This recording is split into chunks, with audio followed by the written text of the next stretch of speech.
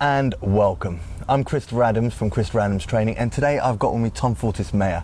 Tom, you may know from the Beachbody report that has come out recently, and Tom very, very kindly wrote this because one of the things that we were talking about recently was that as summer's coming up and people are starting to think about getting on the beach and, getting out there, bathing suits and bikinis and things like that, a lot of people are starting to want to shape up and, lose weight, etc. for summer. And it was one of the things that we were talking about is that some people find this not to be much of a challenge, and some people find that changing their body shape, losing weight, etc. is really, really tough struggle for them.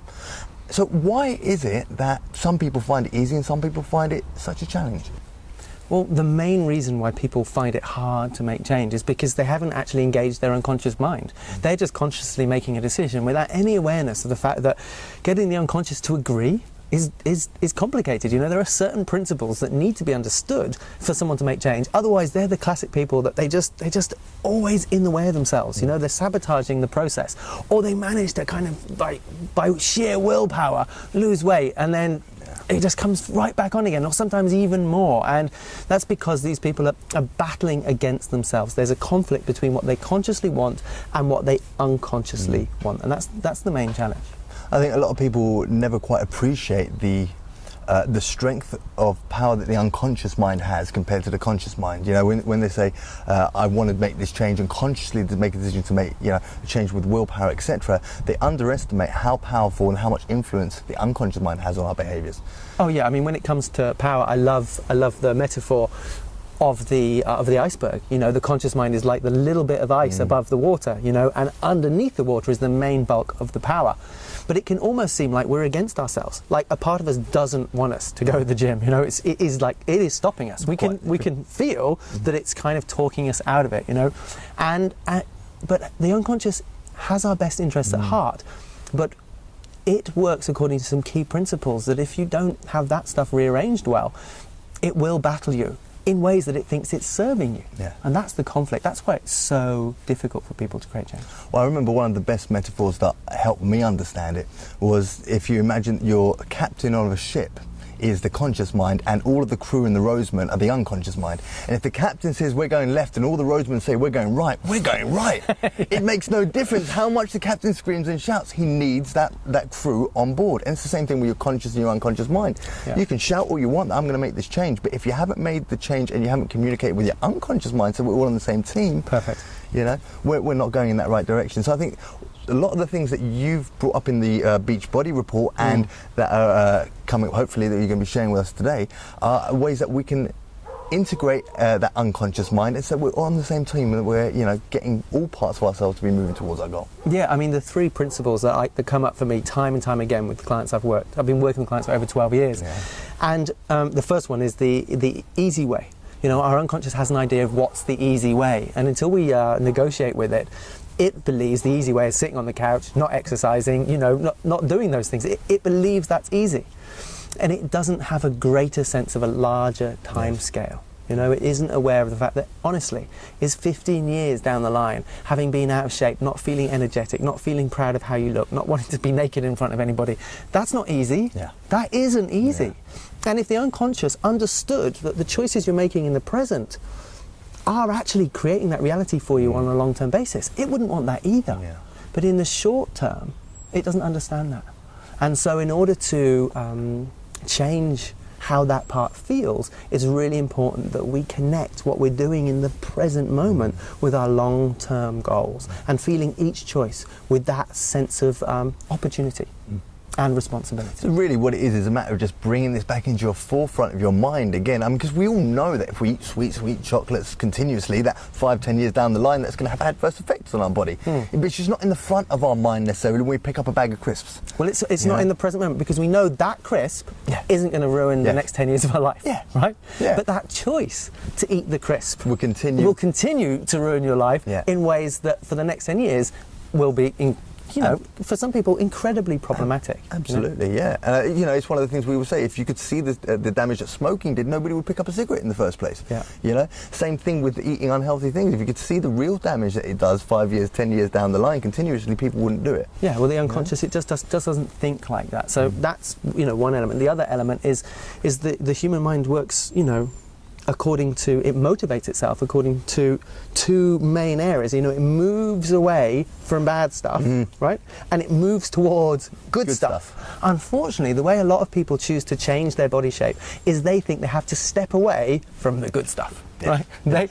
They have to, you know, it's a process of, you know, suffering and letting go of all the things they like to eat, and, you know, and unless you can rearrange it so that actually that stuff becomes the bad stuff. Yes. And I don't mean in a guilt way. This isn't about feeling guilt. This is about actually rearranging so you're very clear. What is serving you? What is serving you and what is delicious. What is the definition of food even. Yes. Getting it to the point where you don't even look at that stuff as though it's food.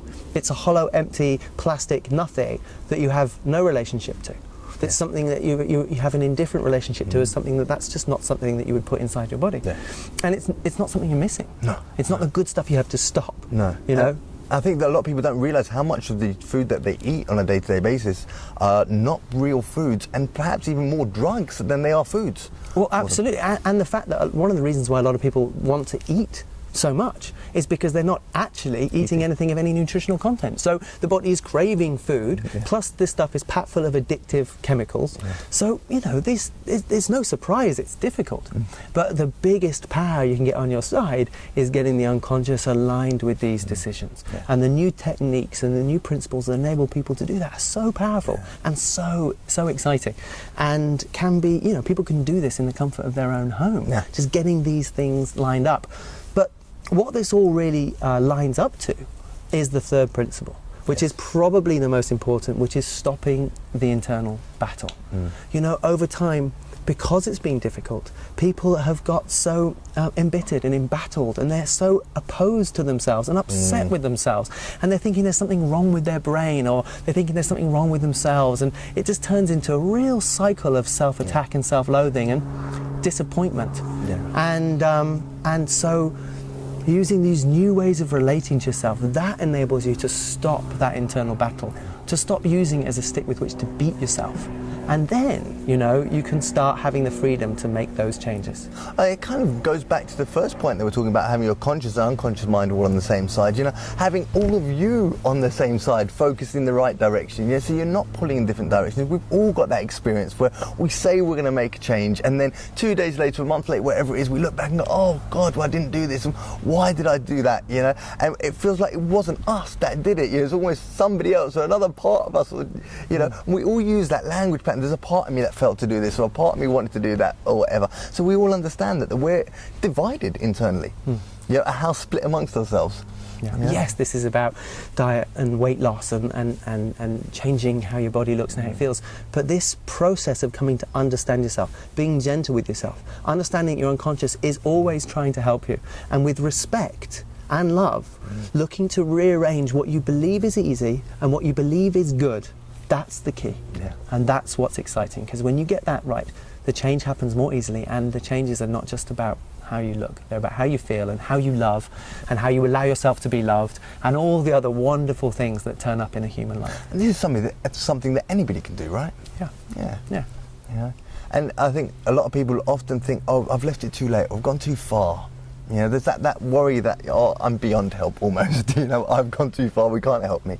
Yeah, what would you say to people that have that kind of a mind frame? Well, you know, the unconscious works in the present tense. You know, every moment is an opportunity to, right now, realise that things can be improved when you learn to relate to yourself in more positive ways, to be gentle with yourself, and to trust that if you can focus and bring your immediate choices into a longer term frame of reference, and with respect, change what you truly believe to be easy, and define in new ways what you believe to be good, then things can begin with love to flow more easily. And that is it's a beautiful thing. And there's all sorts of exercises in that free report which are still available, I understand it, on the website. Absolutely. And so there's some techniques there to enable people to start making these changes for themselves. Yeah, and of course, if you missed the report by any chance, there's a link to it underneath this video. You can get it from this video without any problem.